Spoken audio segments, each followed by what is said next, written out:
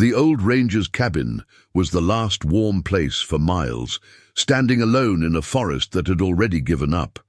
Predators had stopped hunting, prey had stopped running, and then, in the deepest hour of the night, something heavy stopped outside his door. There was no growl, no warning. When he looked through the frost-covered glass, he saw a shape so large and so still that his body froze before his mind could.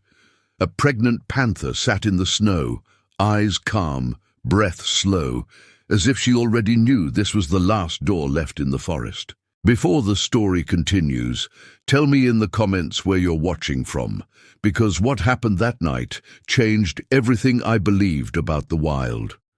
The winter arrived without warning, not as a season, but as a force. The kind that erased boundaries and reminded every living thing who truly ruled the mountains. Snow had been falling for 6 days straight, not gently, not beautifully, but in thick, choking sheets that buried trails, swallowed fences, and pressed against the old ranger's cabin like a slow, relentless tide. The trees stood frozen in place, their branches bent and brittle, as if even they feared making a sound. By the 7th night, the forest had gone unnaturally quiet.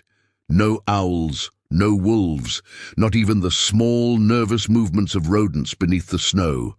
Silence like that was never a good sign. Inside the cabin, the old ranger sat near a dim oil lamp, wrapped in a heavy wool coat he had owned longer than most of the villagers had been alive.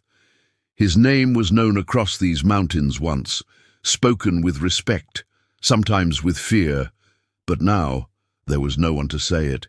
The radio on the table had gone dead 2 days earlier when the power lines finally surrendered to the cold. The road that connected his cabin to the nearest town had vanished under snowdrifts taller than his waist. Even if he wanted to leave, which he didn't, he couldn't. Winter had made that decision for him. He had spent more than 40 years walking these forests, reading tracks the way others read books, learning which sounds meant danger and which meant life continuing as it should. He had faced bears, wolves, and men who were far more dangerous than either. But this winter felt different. Predators didn't hunt like this, storms didn't linger this long, and forests, no matter how harsh, were never supposed to fall completely silent. Silence meant hunger, silence meant desperation. The ranger rose slowly from his chair and moved toward the small window beside the door, wiping frost from the glass with the sleeve of his coat. Outside, the world was reduced to shades of white and black. Snow swirled under a pale moon, driven sideways by wind that cut like a blade. The trees at the edge of the clearing looked closer than they should have, crowded in, watching. He scanned the ground instinctively, searching for tracks, for movement, for proof that life still existed beyond his walls. There was nothing, not a single mark in the fresh snow. That unsettled him more than he wanted to admit. He stepped back, secured the latch on the door, and fed another piece of wood into the stove. The fire hissed softly, fighting for warmth. Nights like this tested even the strongest animals, and the ranger knew what happened when nature ran out of easy options. Hunger made rules meaningless. Fear pushed creatures into places they were never meant to go. As the hours dragged on, the storm intensified. Wind slammed against the cabin hard enough to rattle the shelves. Snow crept higher against the walls, sealing cracks, muffling sound. The ranger sat again, eyes half closed but alert, listening for anything out of place. He had learned long ago that danger rarely announced itself loudly. It crept in quietly, wearing patience like a disguise. That was when he heard it. Not a bang, not a crash, a scratch. Soft, deliberate. The ranger's eyes opened instantly, his body stiffened, every muscle remembering instincts it had not needed in years. He did not move at first. The wind howled, but beneath it, there it was again.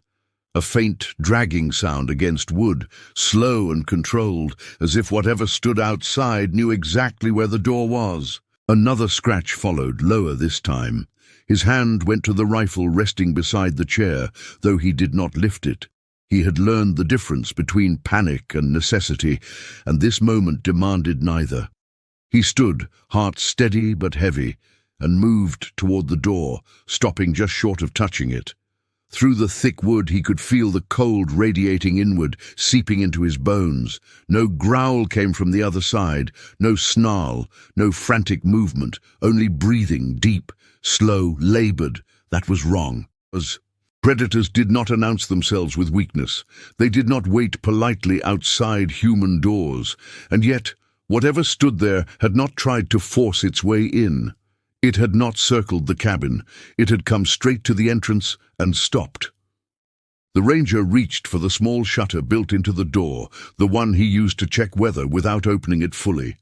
His fingers hesitated for just a moment before sliding the bolt free. He cracked it open no more than an inch. Cold air rushed in, and then he saw her. A massive black shape sat just beyond the threshold, partially buried in snow, her body unnaturally still. Moonlight reflected faintly off sleek, frost-dusted fur. Her head was lowered, not in submission, not in threat, but in exhaustion, and beneath the powerful curve of her body, unmistakable even in the dim light, was the heavy, rounded swell of a pregnant belly dragging close to the frozen ground. The ranger's breath caught in his throat. A panther. Here, in the deepest winter the mountains had seen in decades. She lifted her head slowly, just enough for one eye to catch the light. It was not wild with rage, not blazing with hunger. It was steady, aware, and painfully alert, as if measuring the man behind the door without challenging him. They stared at each other through the narrow opening. The ranger knew in that instant that something had gone terribly wrong in the forest, and that whatever rule kept predators and humans apart had already been broken. For a long moment, neither of them moved. The wind howled across the clearing, driving needles of snow against the cabin walls, but the panther remained perfectly still, as if the storm no longer mattered to her. The old ranger kept the shutter cracked open, his eye fixed on the dark curve of her head, on the slow rise and fall of her chest. He had spent his life reading animals, yet this scene refused to fit into anything he knew. A panther did not sit in open ground during daylight, let alone in the dead of winter. A pregnant panther did not travel this far from deep cover. And no panther ever came to a human door unless every other path had already failed. He closed the shutter gently, not out of fear, but out of respect. Sudden movement could shatter whatever fragile balance existed between them. He stepped back from the door and leaned against the wall, forcing himself to breathe normally. His mind raced through possibilities, injury, hunger, madness brought on by cold, but none of them fully explained her posture. She was not prowling. She was not stalking. She was waiting. When he opened the shutter again, she had not moved. Snow gathered on her back and along the ridge of her spine, melting slowly into her fur. Her tail lay limp against the ground, not twitching, not signaling agitation. That alone sent a chill through him, deeper than the cold. Predators always betrayed their intent through motion. Stillness like this was something else entirely. He widened the shutter slightly, just enough to see her full outline. She was enormous, larger than any panther he had encountered in all his years. Her sides were thick, her belly low and heavy, stretched tight with life. Each breath seemed to take effort, her flanks expanding slowly before settling again. Frost clung to her whiskers, turning them pale at the tips. The cold was not sparing her. It was pressing down, minute by minute, the same way it pressed on him. The ranger's instincts urged caution, but they did not urge him to run. He had faced charging animals before, moments where death came fast and loud. This felt nothing like that. There was no charge in her muscles, no tension coiled beneath her skin. What he felt instead was something far more unsettling, recognition, not familiarity, but awareness. She knew where she was. She knew who stood behind the door. He noticed then that she had positioned herself carefully, stopping just short of the cabin's threshold. The line between forest and shelter remained unbroken. It was as if she understood that crossing it would change everything. Animals respected boundaries more than people ever did. The ranger shifted his weight, the floorboard creaking softly beneath his boot. The panther's ear flicked at the sound, her eye narrowing slightly, tracking him through the wood. She did not rise, she did not bare her teeth, she simply watched. A memory, surfaced uninvited, an old lesson drilled into him during his first year as a ranger. When an apex predator abandons stealth, it is not because it has grown bold, it is because it has grown desperate. He had seen desperation before, wolves pushing into villages, bears tearing into locked sheds. Those animals arrived loud, frantic, reckless. This panther had arrived quietly, conserving every ounce of strength she had left. The ranger crouched and peered closer at the snow beneath her. The wind had filled in most tracks, but not all. What he could see troubled him. Her paw prints were deep and uneven, as if her weight had shifted awkwardly from step to step. She had not come here easily. Each step through this snow would have burned energy she could not afford to lose. He straightened slowly, his joints protesting. The realization settled in his chest like a stone. She had not chosen this place because it was safe. She had chosen it because it was the last place left. Outside, the panther lowered her head again, pressing her chin briefly to the snow. A low sound escaped her throat. Not a growl, not a call. Something closer to a breath pushed out through pain. The ranger's grip tightened on the doorframe. He had heard that sound before, years ago, from injured animals caught in traps or wounded by men who never faced consequences. This was not a predator assessing prey. This was a mother measuring how much time she had left. The ranger stepped back from the door once more, heart heavy, mind turning over truths he did not want to accept. If she was here, if she had come this close to a human, then the forest beyond his cabin was no longer safe. Not for her, and not for whatever she carried inside her. Outside, the storm surged again, swallowing the clearing in white, and the panther stayed where she was, breathing slowly, waiting, as if she believed the old ranger might understand what the forest no longer could. The old ranger did not open the door. He knew better than anyone what that would mean. For 40 years, he had lived by rules written not on paper, but into muscle and bone, rules that kept men alive and animals wild. You did not feed predators, you did not shelter them, and you never allowed sympathy to blur the line that protected both sides. That line had saved countless lives, including his own. Yet as he stood there, listening to the storm claw at the cabin and the slow, uneven breathing just beyond the wood, he understood something deeply unsettling. Those rules were already broken. A panther did not choose a human structure during the worst winter in living memory unless every instinct screaming inside her had been overruled by something stronger. Hunger could push an animal to risk daylight. Injury could force it closer to roads, but pregnancy, heavy, draining, relentless, changed the equation entirely. It narrowed the world to warmth, safety, and time. And time was something the forest had run out of. The ranger rested his forehead briefly against the cold door and closed his eyes. Images rose unbidden. Dense summer canopies, warm earth underfoot, cubs hidden in shadowed dens where snow could never reach. Those places would be buried now, caved in, flooded by drifting snow and ice. The panther would have searched for them first. She would have tried every instinct she possessed before turning toward him. That knowledge tightened his chest. He moved back to the window, wiping frost away again.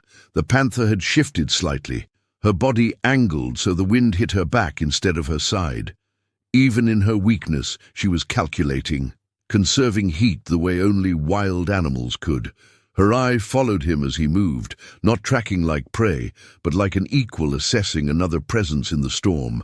Then he saw it, just beneath the dark sheen of her fur, where her shoulder dipped forward.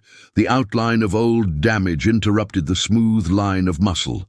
He leaned closer to the glass, adjusting his angle. There, half hidden beneath melting snow, was a scar, long, pale and jagged, the kind left by metal, not claws. His breath slowed as memory stirred, sharp and unwelcome. Years ago, long before his knee failed him, he had followed a report of illegal traps set deep in the reserve. He remembered the anger more than the cold, the sight of blood in snow that never should have been stained. He remembered finding a panther caught and thrashing, pain driving her wild. He remembered the shot he fired, not at the animal, but at the chain that held her. He had never known if she survived. The ranger straightened, his hand pressing against the window frame. The panther outside turned her head slightly, as if sensing the shift in him, exposing the scar more clearly. Time collapsed in that instant, past and present folding together under the weight of recognition. He could not prove it. He did not need to. The forest had a way of carrying debts forward. The panther did not move closer. She did not retreat. She simply remained, her presence steady, as if standing in the space between memory and now. The ranger realized then that she had not come blindly. She had come to the only place that still held a promise, however fragile, that mercy existed. A low sound drifted through the door again, softer than before. The ranger flinched despite himself. He knew that sound. It was not pain alone. It was strain. Her body was beginning to work against her will. Time was no longer a distant concern. It was pressing down on her minute by minute, contraction by contraction. Outside the cabin, the storm shifted. The wind carrying something else now, movement. The ranger's gaze snapped toward the tree line. Snow swirled thickly, obscuring detail, but his instincts sharpened. Silence like the one surrounding his cabin never lasted forever. Hunger eventually forced sound back into the world. He listened carefully. Faint, far away, but unmistakable. The forest was waking again, and it was not waking kindly. The ranger looked back at the panther, at the slow rise of her chest, at the way her head dipped slightly lower with each breath. He felt the weight of his rifle on the wall behind him, the comfort of old certainty it offered. He also felt, just as strongly, the weight of a choice he had never expected to face again.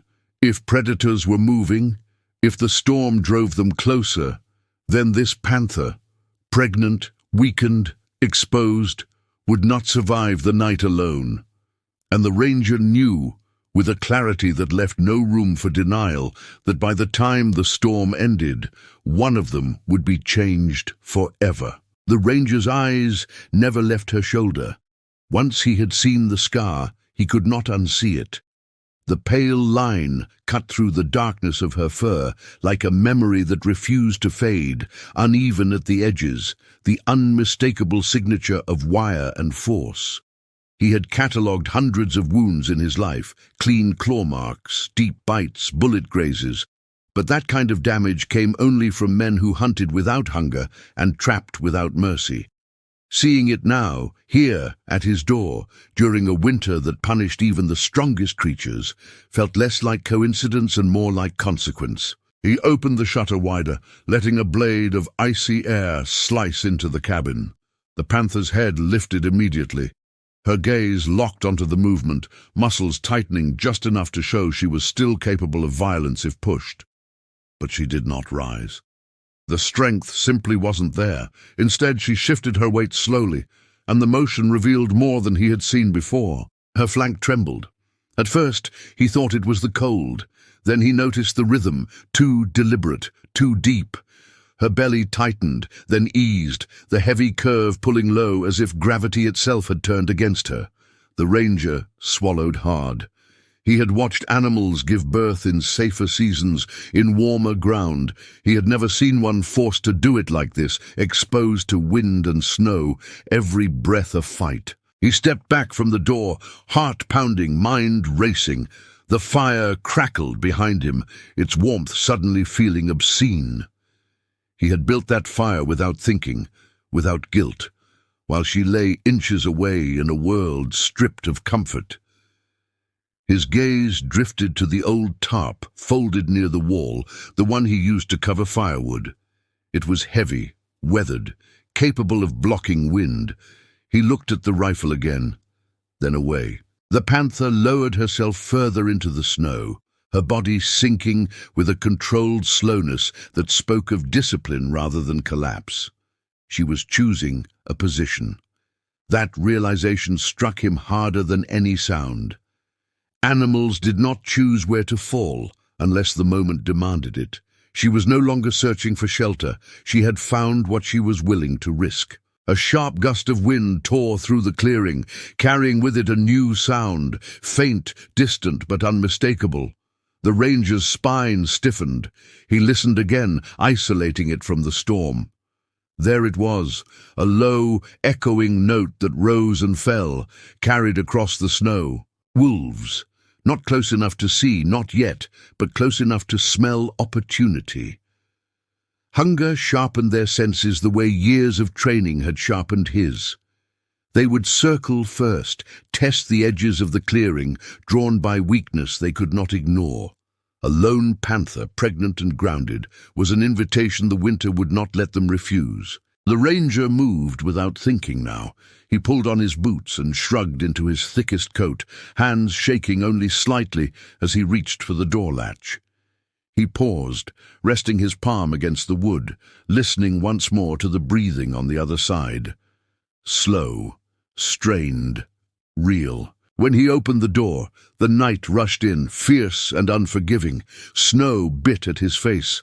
The panther's head snapped up, her body tensing, a low sound vibrating in her chest. Not a threat, but a warning, born of instinct. The ranger stopped immediately, raising his free hand, palm open, fingers spread. He did not step forward. He did not reach for her. "I remember," he said quietly, though the wind nearly tore the words away. The panther's gaze held his, unblinking, her ears flattened briefly, then relaxed. She did not move toward him. She did not move away. The ranger dragged the tarp out onto the porch, the fabric snapping in the wind. He spread it carefully along the ground near the door, anchoring it with chunks of frozen wood, creating a barrier against the worst of the gusts without closing her in. The work burned his lungs, the cold searing deep, but he did not stop until it was done. As he stepped back, the panther shifted again, inching closer to the shelter he had created, not crawling, not pleading, simply accepting. Another deep contraction rolled through her body, visible even beneath the thick fur. A sound escaped her throat, raw and low, quickly swallowed by the storm. The ranger stood there, snow clinging to his beard, heart heavy with the weight of an old promise resurfacing. Whatever this night demanded of him, he understood now that it was no longer a question of rules. It was a question of whether mercy still mattered when the forest was watching. The wolves did not announce themselves. They never did. The ranger sensed them before he saw or heard anything clearly, the way years in the wilderness taught a man to feel pressure in the air before danger took shape. The storm still roared, but beneath it there was a shift, a tightening, a subtle change in the rhythm of the night. The forest beyond the clearing no longer felt empty. It felt alert. He stood just inside the doorway now, half in warmth, half in cold, the open door a thin line between two worlds. The panther lay on the snow-covered ground near the tarp, her body rising and falling with slow determination. Another contraction passed through her, stronger than the last. Her claws dug into the frozen earth, not in panic, but in focus. She was conserving strength for what mattered. The ranger scanned the tree line, eyes narrowing. Snow continued to fall, but not thick enough to hide movement entirely. A shadow shifted between two trunks, then another, low to the ground. Silent. He counted instinctively. 1, 2, maybe 3. But wolves rarely came in numbers that small when the winter was cruel. They would be circling wider, waiting for weakness, for distraction. He reached for the lantern and carried it outside, shielding the flame with his body as the wind tried to snuff it out. He placed it near the edge of the clearing, far enough from the panther not to startle her, close enough to push light into the dark. The sudden glow carved the snow into sharp contrasts, turning the clearing into an island surrounded by shadow. A pair of eyes reflected back, then another. The ranger's jaw tightened. They were closer than he liked. He did not raise the rifle. Not yet. Wolves understood warning better than force. He took a step forward, boots crunching loudly in the snow, and planted himself between the panther and the tree line. His posture was deliberate, shoulders squared, presence large despite his age. He had faced standoffs like this before, when sound and certainty mattered more than bullets. The panther lifted her head, ears flicking toward the wolves, then toward him. For the first time since she had arrived, her body tensed not from pain, but from readiness. Even weakened, she was still a predator, still capable of violence if the line was crossed. But she did not rise. Another contraction rippled through her, forcing her back into the snow with a controlled, shuddering breath. The ranger felt the clock ticking now, loud in his chest. This was no longer just about shelter. Time had narrowed to minutes, not hours. A low growl rolled from the darkness, testing, uncertain. The ranger answered it not with sound, but with movement. He bent, scooped a burning branch from the fire pit near the cabin and lifted it high. Sparks spiraled upward, briefly illuminating the wolves' shapes. Lean, hungry ribs visible beneath winter coats that offered little protection against starvation. They hesitated. Hunger pushed them forward, but fire pulled them back. The balance wavered. Behind him, the panther let out a deeper sound, stronger than before. The ranger did not turn, but he knew what it meant. Her body was working faster now, urgency overtaking restraint. The shelter he had built would help, but it would not be enough if the wolves pressed closer. Snow crunched again at the edge of the light.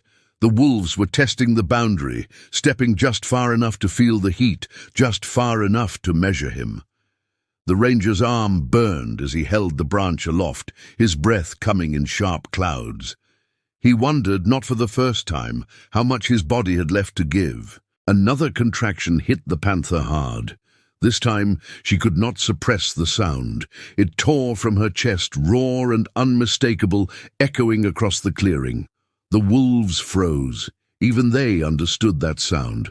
Birth was a moment of vulnerability no predator ignored, but it was also a moment of fierce, unpredictable danger. The ranger used the hesitation. He stepped forward again, planting his boots firmly, raising the burning branch higher and swinging it slightly to widen the circle of light. Snow hissed where sparks touched it.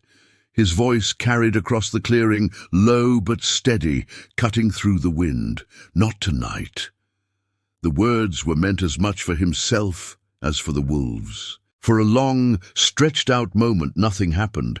The storm roared, the panther breathed, the wolves watched. Then, one by one, the eyes in the darkness retreated, slipping back between the trees, swallowed by snow and shadow. The forest did not relax. It merely pulled back, waiting. The ranger lowered the branch slowly, his arms shaking now, exhaustion creeping in. He turned at last toward the panther. Her sides heaved, her breath sharp and fast, but her eyes were open, fixed on him with an intensity that felt almost like acknowledgement.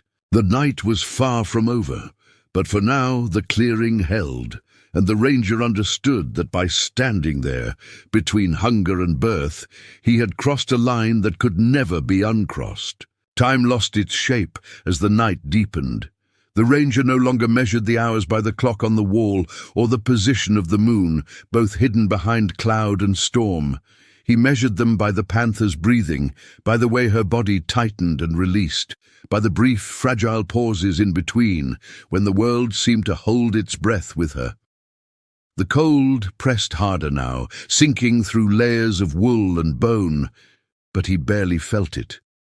His focus had narrowed to the small stretch of snow-lit ground just beyond his door. He fed the fire again, careful to keep it low and steady. Too bright, and it might draw attention back to the clearing. Too weak, and the cold would win. The flames cast a trembling glow over the tarp and the dark curve of the panther's body. Frost melted where heat reached, turning the snow beneath her into wet ice that steamed faintly in the air. Another contraction came, longer than the last. The panther's claws gouged into the frozen earth, muscles straining beneath her fur. A deep, resonant sound rose from her chest, not a cry for help, but a declaration of effort, of endurance. The ranger stood a few steps away, hands clenched at his sides, fighting the useless urge to intervene. There was nothing he could do to ease this part. This was a battle she had to finish herself. The forest watched. He felt it in the way the darkness pressed close beyond the lantern light, in the silence that followed every sound. Predators understood patience. They would wait for weakness, for the moment vigilance slipped. The ranger refused to give it to them. He paced the edge of the clearing, slowly, deliberately, boots crunching to remind the night that he was still there. The panther shifted, her body angling toward the top as another wave passed through her. Snow clung to her sides, streaked now with darker patches where heat and effort had melted it away. Her breathing was fast, shallow, then deep again, each cycle a test of strength. The ranger caught a glimpse of her eyes in the firelight, focused, unblinking, locked inward on the work her body demanded. A sound cut through the wind, small, sharp, almost lost. The ranger froze. It came again, faint but unmistakable. A thin, fragile cry, nothing like the roar the panther was capable of. His heart lurched as realization struck. The first cub had arrived. He did not move closer. He did not speak. He stood exactly where he was, guarding the circle of light, guarding the moment. The panther turned her head slightly, attention shifting instantly from pain to purpose. Her movements became precise now, careful, her massive frame gentling around something unseen beneath her chest. Another cry followed, then another, each one stronger than the last, proof that life had pushed through the storm. The ranger's throat tightened, emotion rising unbidden. He had seen births before, but never like this, never balanced on the edge of hunger and cold, never with death so close it felt like another presence in the clearing. The wolves did not return. Whether driven off by fire, by sound, or by something older that recognized the danger of this moment, they stayed hidden. The forest, for once, held back. The panther settled lower, curling her body inward, shielding the small, dark shapes pressed against her belly. She licked them with quick, efficient movements, breath still heavy but slowing now, control returning inch by inch. The ranger exhaled for what felt like the first time in hours. The storm began to ease, almost imperceptibly at first. The wind softened, the snow falling straighter, quieter. The night loosened its grip, as if satisfied that the balance had shifted. The ranger leaned against the porch rail, exhaustion finally reaching him. His hands trembled, his muscles aching from cold and strain, but he did not sit. He would not turn his back yet. Some part of him understood that this vigil was not over simply because the cubs had arrived. As the fire burned low and the sky began its slow, colorless march toward morning, the ranger watched the panther breathe, watched the tiny forms tucked safely against her, and felt the weight of the night settle into memory. Whatever came with the dawn, he knew one thing with absolute certainty. This was the longest night he would ever carry with him. The storm ended without ceremony. There was no sudden break in the clouds, no burst of light announcing safety. The wind simply loosened its grip, and the snow began to fall straight down instead of sideways. The world grew quieter, not with the threatening silence of the night before, but with the exhausted stillness that follows survival. The ranger noticed it only when the fire stopped hissing and the trees ceased their constant creaking. Dawn crept in slowly, pale and colorless, washing the clearing in a cold grey light. The ranger straightened, joints stiff, breath aching in his chest. He had not slept. He had not sat. He had stood guard through every hour of darkness, measuring time by flame and breath, and the small, fragile sounds that proved life had endured. He stepped forward at last, careful not to rush, eyes fixed on the place beside the tarp. It was empty. The panther was gone. For a heartbeat, panic surged through him, sharp and unexpected. He scanned the clearing, searching for movement, for the black curve of her body, for any sign of struggle. There was none. No blood, no disturbance, no broken snow where wolves might have pressed in, only smooth, untouched white. He walked slowly to the spot where she had lain, boots sinking into the drift. The snow was flattened there, hardened by heat and weight, but already freezing again, sealing the night away. He knelt, brushing snow aside with a gloved hand, searching for tracks. There were none. No paw prints leading toward the trees, no drag marks, no trail showing where a mother carrying newborn cubs should have struggled through deep snow. The ranger's breath fogged the air as he stood, unsettled in a way he could not fully explain. Animals left signs. Even the most careful could not vanish without a trace, not after a night like that. And yet the clearing looked as though it had never been occupied at all. He noticed something then, near the edge of the porch. A single strand of black fur lay against the pale wood, curved and delicate, almost feather-light. It had not blown there by chance. The wind would have carried it away hours ago. It rested too neatly, too deliberately. The ranger picked it up between two fingers. It was warm, not warm like fire or breath, but warm like something that had only just left. He looked up, scanning the tree line again. The forest stood quiet, patient, offering no answers. Somewhere beyond those trees, a panther was moving carefully through snow, with her cubs pressed close, finding shelter he would never see. Or perhaps she had already crossed into a place beyond his understanding, one where debts were settled and lines erased. The ranger returned to the cabin slowly. He closed the door behind him, the familiar sound grounding him in the solid world again. Inside, the stove had burned low, embers glowing faintly. The warmth felt almost intrusive now, undeserved. Later that morning, the road crew from the village would arrive, fighting through drifts to check on him. They would ask questions when they saw the disturbed snow, the tarp frozen stiff beside the porch, the fire pit burned down to ash. He knew what they would say if he told them the truth. They would smile politely. They would doubt. Some things were not meant to be proven. As the light strengthened and the mountains revealed themselves again, the ranger sat by the window, the single strand of fur resting on the table beside him. He did not frame it.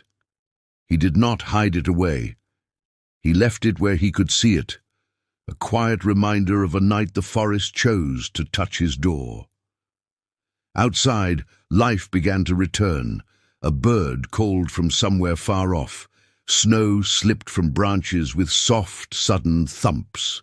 The world moved on, indifferent to miracles and mercy alike. But the ranger remained still, knowing that even though the clearing showed no tracks, something had passed through his life and left it permanently changed. The questions came later, just as the ranger knew they would. By afternoon, the road had been cut open enough for a truck to reach his cabin. Two men from the village stepped out, stamping snow from their boots, eyes scanning the clearing with the practiced curiosity of those who had lived near wild places all their lives. They noticed the tarp first, stiff with ice, weighed down by frozen wood. They noticed the fire pit burned low to ash. One of them frowned at the flattened snow near the porch. "Rough night?" one asked, half joking. The ranger nodded. He did not offer more. They spoke of the storm, of wolves seen closer to the valley than ever before, of livestock lost and fences torn apart. One of them mentioned tracks found near the river, large ones, cat-like, disappearing where the snow had collapsed into ice. The ranger listened without interruption, his gaze drifting toward the tree line, as if expecting movement that would never come. When they finally left, the silence returned, but it was different now. It no longer pressed in on him. It rested. The ranger went about his small routines, splitting what wood he could, repairing a loose hinge on the porch, setting the cabin back into order. Each task felt deliberate, grounded, as if he were anchoring himself after something vast had passed through. Yet his thoughts kept circling back to the night, to the weight of the choice he had made without hesitation once the moment arrived. Toward evening, he took the old trail behind the cabin, moving slowly, cane biting into packed snow where his knee failed him. He did not expect to find anything. And he didn't. No tracks, no signs. The forest had closed itself again, sealing its secrets beneath white and shadow. He stopped where the trail dipped toward the ravine and rested there, breathing in the sharp, clean air. In all his years as a ranger, he had learned one truth above all others. The wild did not forget. It remembered injuries, it remembered fear, and sometimes when it mattered, it remembered mercy. People believed animals acted only on instinct. The ranger had once believed that too, when he was younger and needed the world to be simpler. But instinct did not explain patience, it did not explain restraint, and it certainly did not explain why a panther, heavy with life and hunted by winter itself, would come to the door of a man who had chosen not to pull a trigger years ago. That choice had been small at the time, almost forgettable. One decision among thousands, yet the forest had carried it forward, waiting for the moment when it would matter most. As the sun sank behind the mountains, casting long blue shadows across the snow, the ranger turned back toward his cabin. At the edge of the clearing he paused, sensing something, not a presence, not a sound, but an awareness, like being seen without being watched. He nodded once, not to anyone, not to anything he could name. Somewhere beyond the trees, a mother moved with her cubs, alive because the coldest winter had met an older kindness.